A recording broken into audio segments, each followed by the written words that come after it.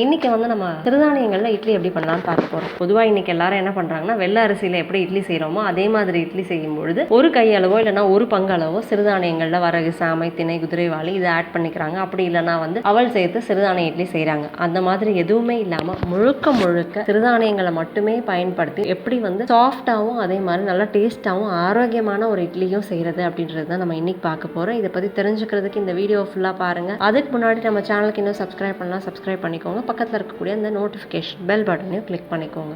முழுக்க சிறுதானியங்கள் மட்டுமே பயன்படுத்தி நம்ம வந்து இட்லி செய்ய போகிறோம் அப்படின்னு நான் சொன்னேன். நான் இன்றைக்கி என்ன சிறுதானியம் எடுத்துக்கிறேன் அப்படின்னு பார்த்தோம்னா சாமை அரிசி தான்.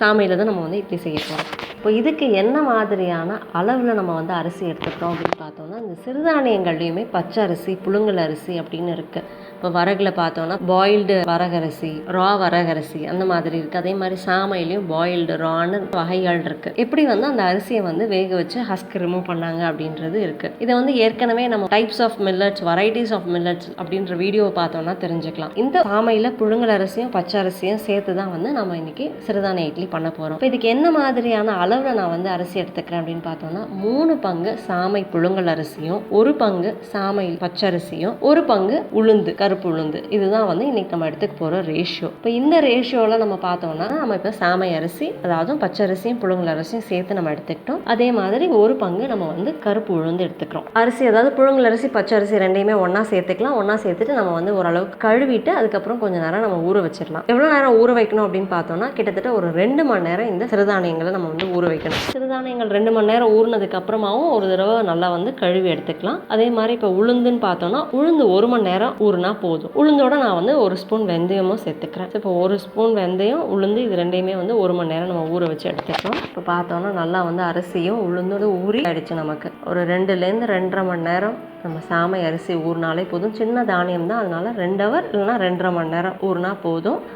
இப்போ நல்லா ஊறினதுக்கப்புறம் ஒரு தடவை நல்லா கழுவி எடுத்துட்டு இதை வந்து நான் இன்றைக்கி மிக்சியில் தான் அரைக்க போகிறேன். உங்களுக்கு வேணும்னா கிரைண்டரில் அரைச்சிக்கோங்க, இல்லைனாலும் மிக்சிலையும் இந்த ரேஷியோவில் நல்லா சாஃப்டாகவே வரும். முதல்ல உளுந்தும் அதோட கொஞ்சம் வெந்தயம் சேர்த்ததையும் ஒன்றா சேர்த்து நம்ம வந்து மிக்சியில் நல்லா அரைச்சி எடுத்துப்போம்.